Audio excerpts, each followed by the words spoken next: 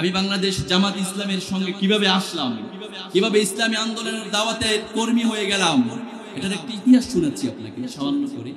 সাতকানিয়ার কিছু ভাই বোনেরা আছে, আমার কিছু ভাই আছে, বিশেষ করে সাতকানিয়ার একজন মানুষ আছে শিল্পী এস.এম. জসিম, অনেকে চিনেন, বিভিন্ন মাধ্যমে তিনি ইসলামী সঙ্গীত পরিবেশন করেন। শিল্পী এস.এম. জসিম আছে, মাওলানা মুহসিন বিন রফিক আছে, এমন কিছু ভাইদের দাওয়াতের মাধ্যমে বাংলাদেশ জামাত ইসলামের কর্মী হয়েছে। এর আগে আমি বাংলাদেশ জামাত ইসলামী যারা করতো তাদেরকে রক্কাটা শিবির বলতাম, রক্কাটা জামাত বলতাম।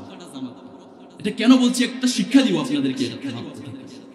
তাদেরকে রক্কাটা শিবির এবং রক্কাটা জামাত হিসেবে আমি চিনি, কিন্তু তাদের সঙ্গে যখন উঠা বসা শুরু করলাম, বিশেষ করে শিল্পী এস.এম. জসিম, যার মাধ্যমে আমার এই সংগঠনের সাথে জড়িত হওয়া বেশি, তো ওনার সঙ্গে যখন উঠা বসা করতে লাগলাম, আস্তে আস্তে সাতকানিয়ার অনেক মানুষ আমার সঙ্গে পরিচিত হতে লাগলো।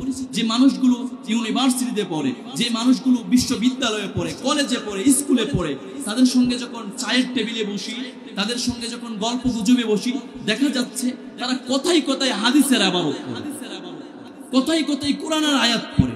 আমি চিন্তা করছি, আরে তুই স্কুলের ছাত্র, কলেজের ছাত্র, বিশ্ববিদ্যালয়ের ছাত্র, এই কোরআনের আয়াত বারবার পড়ে কেমনে, এই হাদিসের ইবারত বারবার পড়ে কেমনে, সম্ভব কেমনে?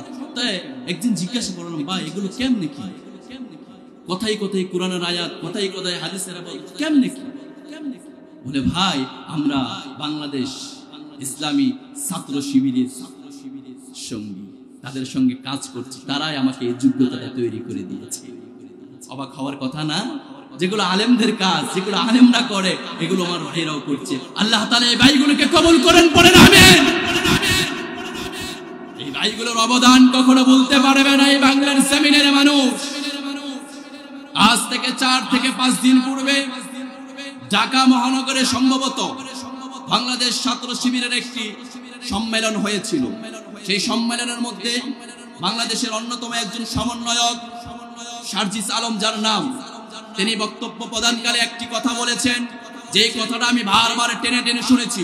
তিনি বারবার বলেছেন যে আমাদের এই আন্দোলনের মধ্যে সবচেয়ে বেশি ভূমিকা যারা পালন করেছে, সবচেয়ে বেশি ভূমিকা যারা পালন করেছে, আন্দোলনের সহায়ক যারা ছিল, সবচেয়ে বেশি ভূমিকা যাদের, তারাই হলো বাংলাদেশ জামাত ইসলামের ছাত্র শিবিরের ভাইয়েরা।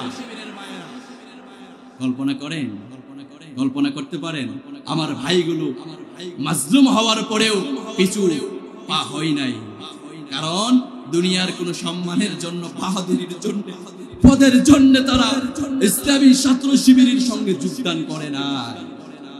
আমরা দেখেছি গত 2 দিন পূর্বে একটা দলের নাম বলতে চাচ্ছি না, একটা দলের দল ঘোষণা করা হলো যুবকদের, এটা নিয়ে মারামারি শুরু করে দিয়েছে, করে কি করে নাই?